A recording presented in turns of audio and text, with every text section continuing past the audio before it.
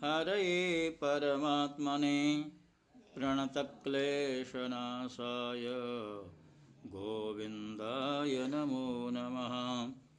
मूकं करोति वाचालं पङ्गुं लङ्घयते गिरिं यत्कृपातमहं वन्दे परमानन्दमाधवम्।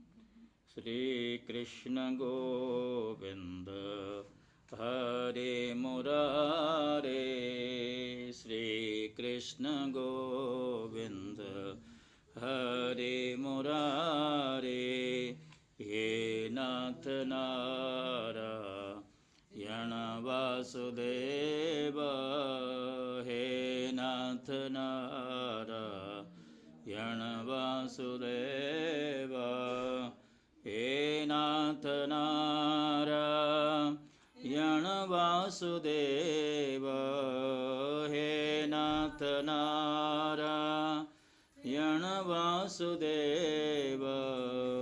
श्रीकृष्ण गोविन्द हरे मुरारे, हे नाथ नारायण वासुदेव।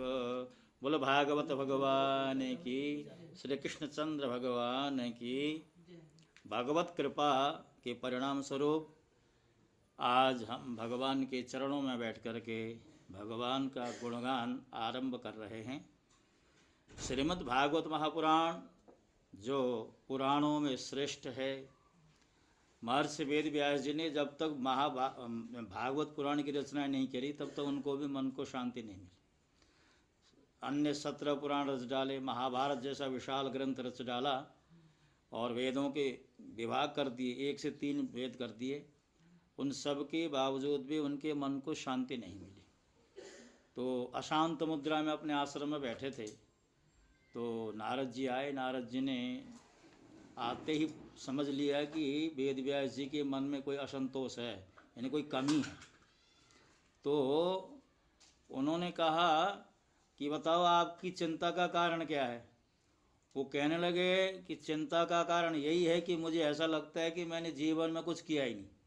अर्थात जिन्होंने 17 पुराण रचे, उपनिषदों का विभाग किया, वेदों का विभाग किया, इन सब करने के बाद महाभारत जैसे विशाल, इसमें 1,00,000 से ऊपर श्लोक हैं, उनकी रचना के बाद भी मन में संतोष नहीं है। तो नारद जी कहते हैं आपके मन में असंतोष का यही कारण है कि आपने अलग से भगवान श्री कृष्ण की लीलाओं का गायन करने वाला, जिसमें भक्ति की प्रधानता है, ऐसे ग्रंथ की रचना ही नहीं करी।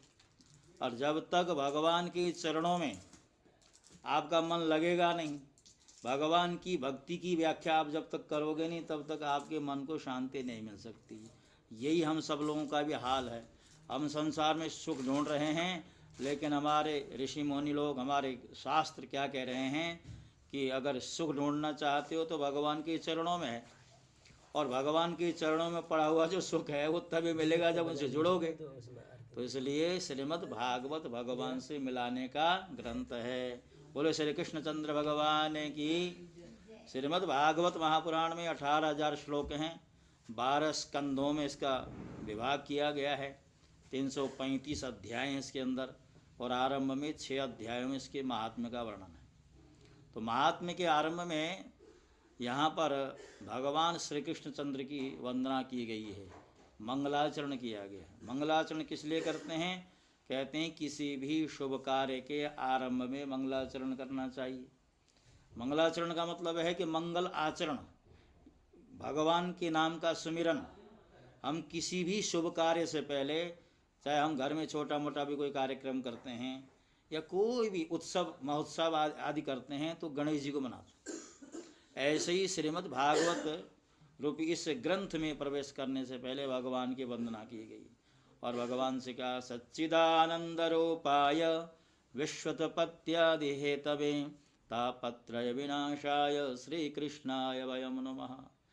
भगवान का स्वरूप बताया है। भगवान कैसे हैं? सत, चित और आनंद, 3 स्वरूप हैं भगवान के। माता जी, भगवान के 3 स्वरूप हैं।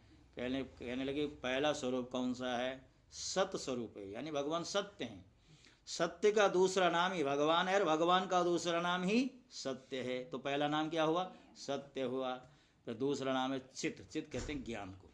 भगवान क्या है? ज्ञान स्वरूप हैं। और तीसरी बात बताई आनंद। आनंद स्वरूप है। संसार में कहीं आनंद नहीं मिलेगा। हम भौतिक साधनों में थोड़ा सा आनंद, थोड़ा सा सुख ढूंढते अवश्य हैं, किंतु उस वस्तु के प्राप्त होने तक हमें लगता है कि वो मिल जाए तो आनंद आए, और मिलने के बाद फिर वो आनंद वहाँ से भी गायब हो जाता है। तो बताए आनंद कहाँ छुपा है? भगवान के पास। भगवान ने अपने पास रखा हुआ है आनंद को। तो आनंद स्वरूप है वो। तो भगवान के अलावा संसार में कहीं आनंद नहीं है। तो ऐसे आनंद स्वरूप भगवान श्री कृष्ण की हम वंदना करते हैं। और भगवान की वंदना करने से क्या लाभ होगा? तापत्रय विनाशाय। 3 तापों से मुक्ति मिल जाएगी। और कौन कौन से ताप होते हैं? जिन तापों से हम 24 घंटे घिरे हैं वो 3 ताप हैं जी। कौन कौन से ताप हैं? दैहिक दैवक भौतिक तापा, राम राज काहू नहीं व्यापा। कहते हैं दैहिक, शरीर से संबंध रखने वाला जो ताप होता है, शरीर में हारी बीमारी हो जाए, चोट लग जाए, हाँ, ये दैहिक ताप है। दैविक ताप होता है कभी अनावृष्टि हो, यानी बारिश हो ही नहीं, सूखा पड़ जाए, कभी अतिवृष्टि हो जाए, हाँ, चारों तरफ पानी भर जाए, जल भर जाए, बाढ़ आ जाए, ये दैविक है। और कहीं पहाड़ी के किनारे से हम गुजर रहे हैं, अचानक से पहाड़ का चट्टान गिरे और हम उसके नीचे आ जाएं, इस बात का भय बना रहता है। तो उसको कौन सा ताप बोलेंगे? दैविक ताप। यानी देवताओं के द्वारा हमारे प्रारब्धों के कारण होने वाला जो दैविक ताप है वो दूसरा ताप है। और तीसरा ताप भौतिक ताप। भौतिक कहते हैं भूतों से उत्पन्न होने वाला। जैसे कोई हिंसक जंतु सामने आ जाए, कोई सिंह आ जाए, कोई विषैला नाग आ जाए, कोई बिच्छू आ जाए डंक मारने वाला, या कोई पागल कुत्ता ही सामने आ जाए, इन सब प्राणियों के द्वारा होने वाला जो ताप होता है, भय होता है, उसका नाम है भौतिक, यानी भूतों के द्वारा। ये भूत क्या हैं? प्राणी हैं। मनुष्य के अलावा जितने भी प्राणी हैं उन सबको भूत कहा गया है। तो इसलिए उन भूतों से, उन भौतिक तापों से हमें मुक्ति मिल जाए। 3 प्रकार के ताप हैं, तो उनसे मुक्ति मिल जाती। यानी भगवान की शरण में बैठ गए तो क्या हुआ कि इन तापों से मुक्ति मिल गई। ऐसे भगवान श्री कृष्ण की हम वंदना करते हैं। बोलिए श्री कृष्ण चंद्र भगवान की। अब यहाँ दूसरा जो श्लोक है महात्म्य का, पहले अध्याय का, वहाँ पे सुखदेव जी की वंदना की गई। यम प्रव्रजन्तमनुपेतमपेत कृत्यम, द्वैपायनो विरह कातर आजुहाव, पुत्रेति तन्मयतया तरवोभिनेदुस्तं सर्वभूत हृदयं मुनिमानतोऽस्मि। सुखदेव जी जो भगवान श्री कृष्ण की महिमा का गायन करने के लिए भगवत स्वरूप ही हैं। ऐसा बताया है बहन जी कि श्रीमद् भागवत जो है 4 श्लोकों के रूप में भगवान नारायण ने ब्रह्मा जी को सुनाई है, और ब्रह्मा जी भी नारायण स्वरूप में ही नारद जी को सुनाते हैं, और नारद जी भी भगवान नारायण के ही स्वरूप में व्यास जी को सुनाते हैं। और व्यास जी तक जब भागवत आए तो 4 श्लोकों में आई थी। उसके बाद व्यास जी ने उसकी व्याख्या करके 18 श्लोक, 1000 श्लोक बना दिए। लेकिन जब व्यास जी ने अपने पुत्र सुखदेव जी को इसका अध्ययन कराया तो वहाँ भी व्यास जी भी भगवान के ही स्वरूप में पढ़ाते हैं। यानी भागवत जिसके पास है, जिसके पास भागवत का ज्ञान होता है वो भगवत स्वरूप ही होता है, अर्थात नारायण स्वरूप ही होता है। और सुखदेव जी ने राजा परीक्षित को, जिनको 7वें दिन सर्प के डसने से मृत्यु को प्राप्त होना है ऐसा शाप मिल चुका था, उन्हें गंगा के किनारे ये कथा रूपी सुधा का पान कराया। तो वहाँ भी नारायण का ही स्वरूप था सुखदेव जी का। यानी जो भी व्यासपीठ में बैठते हैं उनके प्रति हमारा भाव होना चाहिए, नारायण स्वरूप ही हैं, हमें कथा सुना रहे हैं। तो इसलिए अब बताया नैमिषारण्य तीर्थ में, जहाँ बड़े बड़े यज्ञ अनुष्ठान होते रहते हैं, सत्संग कथाएँ होती रहती हैं, वहाँ पर सूत जी महाराज आकर के अपने आसन में विराजमान थे, और सामने ऋषियों की सभा थी। शौनक आदि 88,000 ऋषि लोग सामने बैठे थे। और उनका क्या नियम होता था कि सुबह उठते, अब ब्रह्म मुहूर्त में उठ करके अपनी स्नान आदि से लेकर के जो नित्य क्रिया होती है, नित्य हवन करना है, पूजन करना है, ठाकुर जी की सेवा करनी है। इन सब के बाद उनके मन में एक प्यास रहती थी कि कोई विद्वान हमें मिले और उसके मुख से हम भगवान श्री कृष्णचंद्र की लीलाओं से भरी कथाओं का पान करने को हमें प्राप्त हो जाए। ऐसी भावना उन ऋषियों के मन में होती थी। तो संयोग ऐसा बना, सूत जी महाराज आ गए। और सूत जी महाराज पुराणों के आचार्य थे, जिन्होंने सारे पुराण पढ़ डाले थे, और उनसे कोई भी पुराण संबंधी प्रश्न किया जाए तो उनके पास उसका उत्तर विद्यमान रहता था। तो उनसे पूछा, कथामृत रसस्वाद, बैठे हुए सूत जी से कथा रूपी अमृत में स्वाद जिनको लगा है। कथाएं बहुत होती हैं, किंतु ऐसे बहुत कम भक्त मिलते हैं जिनको कथा रूपी अमृत का चस्का लग जाए, यानी हम बिना कथा के रह नहीं सकते, ऐसा भाव जिनके अंदर आ जाए, ऐसे लोग कम होते हैं। शौनक जी की के साथ यही बात थी कि वो कथा रूपी अमृत का जो रस है उसका चस्का उनको लगा हुआ था कि बस यदि अधिक से अधिक कथाएं सुनने को मिले, सत्संग का लाभ मिले, सत्संग से जीवन बदलता है। तो बताते हैं कि हे सूत जी, आप अज्ञान रूपी अंधेरे को मिटाने के लिए करोड़ों सूर्यों के समान। अब करोड़ों सूर्य का मतलब ये है, एक ही सूर्य धरती को तपा देता है, किंतु यहाँ पर कहा जा रहा है कि हे सूत जी, आप ज्ञानियों में अग्रगण्य हैं। अज्ञान को दूर करने के लिए करोड़ों सूर्यों के समान आपके अंदर ज्ञान छुपा हुआ है। इसलिए आप ऐसा सार हमें बताइए, कथा का सार बताइए। कथाएं तो बहुत हैं, किंतु सार का मतलब होता है संक्षेप में बहुत कुछ कहा जाए, उसको सार कहा जाता है। इसलिए ऐसा सार सुनाइए जो हमारे कानों को अच्छा लगे, कानों की दवा सिद्ध हो जाए। जो प्यारी मीठी बातें होती हैं, कुछ बातें तो ऐसी होती हैं जो हमारा कल्याण ना भी करें तो सुनने में मीठी होती हैं, लेकिन यहाँ कहा जा रहा है कि वो ऐसी बात बताई जो कि हमारे कानों के लिए दवा का काम करे, औषधि का काम है, और जिससे कि ज्ञान बढ़े, भक्ति बढ़े, वैराग्य बढ़े। और ख़ास करके अब हम देखते हैं कि बड़े बड़े वैष्णव जन जो भगवान के भक्त हैं, उनमें भी भगवान की माया का ऐसा पर्दा पड़ गया है कि वो भी भगवान की भक्ति को भूल गए और संसार के साधनों में रम गए हैं। तो ऐसे वैष्णवों में भी विरक्ति का भाव संचारित हो जाए, और ऐसा उपाय बताए जो श्रेयसाम यद भवेत् श्रेयः, जिससे कि कल्याण हो जाए हमारा। ऐसा साधन हो जो कल्याणकारी जितने भी साधन हैं उनमें सब में सर्वोत्तम हो। अब यहाँ पर शौनक जी ने अपनी बात कह दी। सूत जी ने कहा, आपने बहुत अच्छा प्रश्न किया, आपके मन में भगवान की कथा को लेकर के प्रेम है, श्रद्धा है, निष्ठा है, और मैं आपको समस्त शास्त्रों का जो सिद्धांत है वो सुनाने जा रहा हूँ।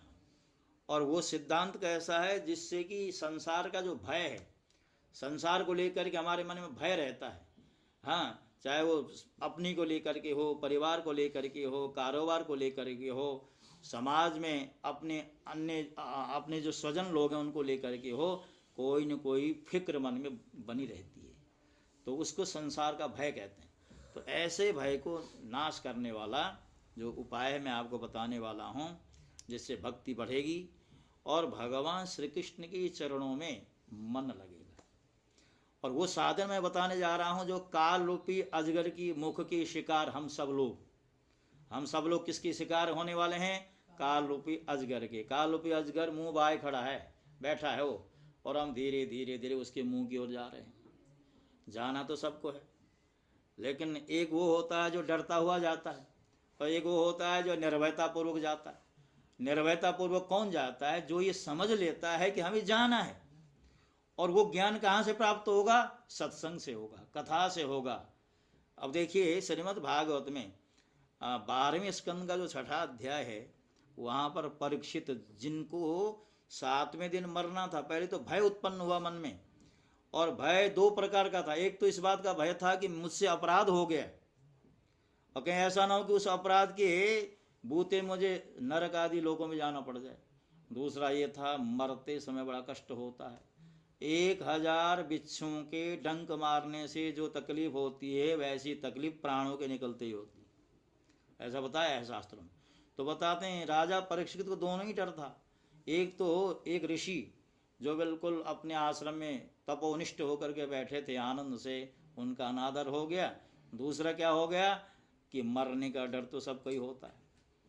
तो 7 दिन की कथा जैसे पूरी होती है, राजा परीक्षित कहते हैं सिद्धोस्मि अनुगृहीतोस्मि भवता करुणात्मना श्रावितो यच्च में साक्षात अनादि निधनो हरि। भगवान आपने 7 दिनों में मेरे मन का भय समाप्त कर दिया। अब मुझे सांप के डसने से मेरी मृत्यु होने वाली इस बात का भय मुझे हो ही नहीं रहा है। मैं तो सोचता हूँ कि जल्दी से वो सांप आए, मुझे काट डाले और मैं चला जाऊँ। क्यों? क्योंकि मैंने भगवान से अपना संबंध बना लिया। और जिसने भगवान से अपना संबंध बना लिया होता है फिर वो उसको किस बात की चिंता नहीं होती, डर नहीं होता। तो बताया अब मैं आपको श्रीमद् भागवत रूपी साधन दे रहा हूँ, और इस कलयुग में श्रीमद् भागवत के अतिरिक्त कोई दूसरा साधन है ही नहीं जो आपके कल्याण का कारक बने।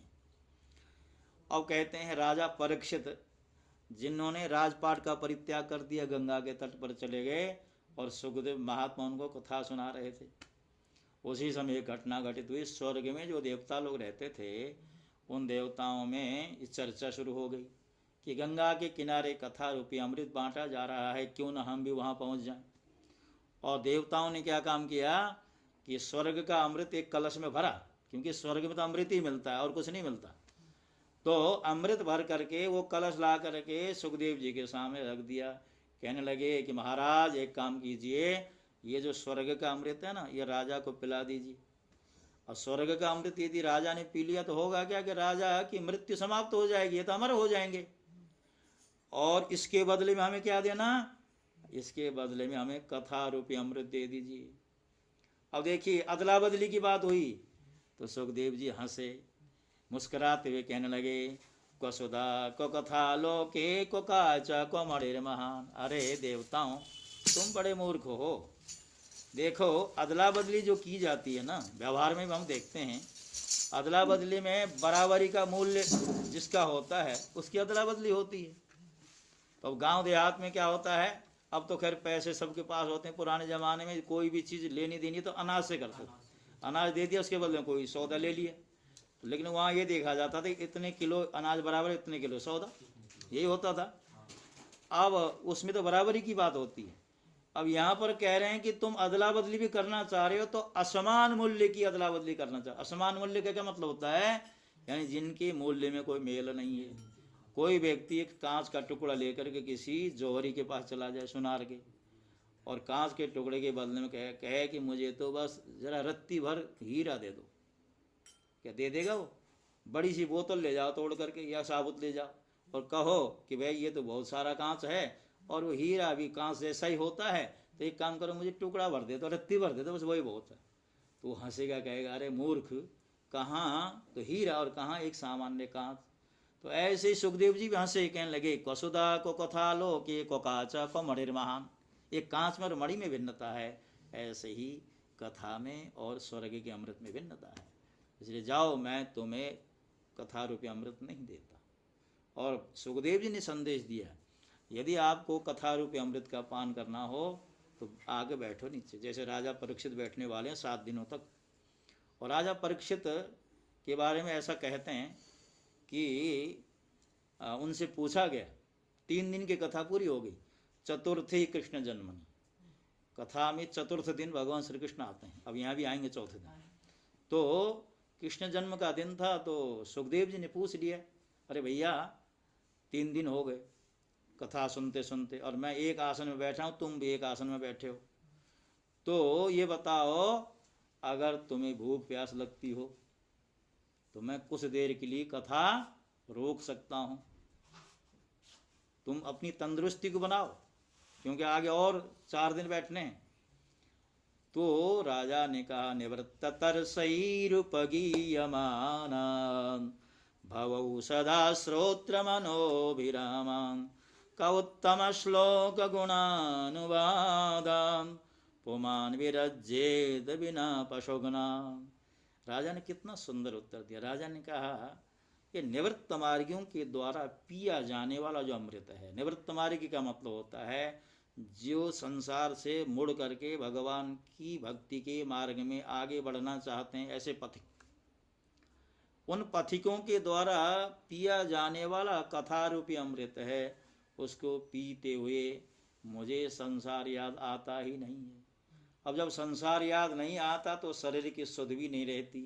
अब जो सब शरीर की सुध रहती नहीं है तो मुझे यही नहीं पता शरीर में भूख लग रही है, प्यास लग रही है, सर्दी लग रही है और गर्मी लग रही है, मुझे तो कुछ भी भान नहीं है। इसलिए आप अपनी कथा जारी रखिए। बोलो सच्चिदानंद भगवान। ये होती है श्रोताओं की निष्ठा।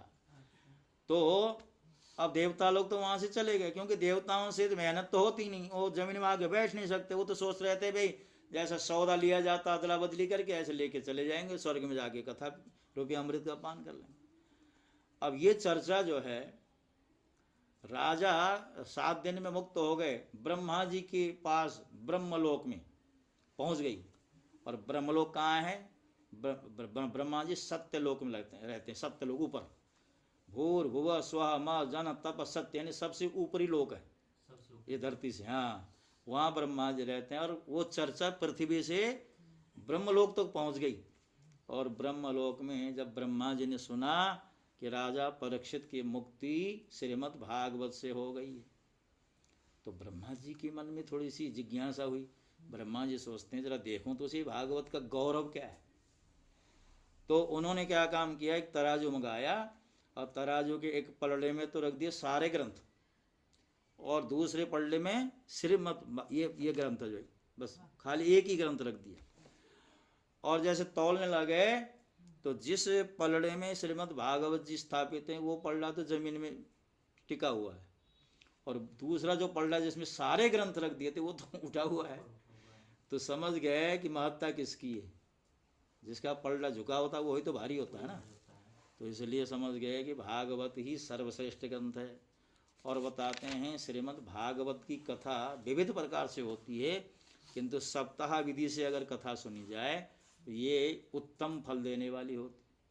अब शौनक जी महाराज बिल्कुल सावधान श्रोता है, वो बैठे हैं, वो कहते हैं कि बताइए आपने अभी अभी कहा, सूत जी से कह रहे हैं कि कहते हैं सप्ताह विधि के द्वारा कथा सुने तो इसका लाभ अधिक होता है। तो सबसे पहले सप्ताह विधि के द्वारा ये कथा किसने सुनी थी? तो कहने लगे सप्ताह विधि के द्वारा देवर्षि नारद जी ने कथा सुनी थी, और सनकादि जो ब्रह्मा जी के 4 पुत्र हैं, मानस पुत्र, सबसे पहले सृष्टि में आए थे। मनुष्यों की सृष्टि में सर्वप्रथम सनक, सनंदन, सनातन और संत कुमार नाम के ब्रह्मा जी के पुत्र आए थे। और उनके लिए भगवान का अनुग्रह था, वरदान था। हमेशा 5 वर्ष की आयु वाले दिखते थे, बालक से दिखते थे, लेकिन वो थे पूर्वजों के पूर्वज, क्योंकि उनके बाद ही तो सारी सृष्टि बनी है, किंतु देखने में ऐसे लगते थे वो 5 वर्ष के हैं। तो अब उन्होंने उनको एक शाप भी और एक वरदान भी था। वरदान तो ये था तो कभी आप बूढ़े ही नहीं होंगे और आपको सारे शास्त्र कंठस्थ होंगे और आप हमेशा हमेशा सत्संग करेंगे, ये तो वरदान था। एक शाप ये था कि आप 2 घड़ी से अधिक कहीं रुकेंगे नहीं। 2 घड़ी का मतलब समझते हो? 48 मिनट। लेकिन कोई ऐसी परिस्थिति हो जाती थी तो फिर वो रुक भी जाते थे, समझ रहे हो ना। वैसे व्यवहार में भाई जा रहे हैं, किसी ने रोक लिया तो बार बार ये कहते थे भैया हमारा 2 घड़ी पूरी होने लगे, हम यहाँ नहीं रुकेंगे। और नारद जी को भी शाप मिला था दक्ष प्रजापति के द्वारा।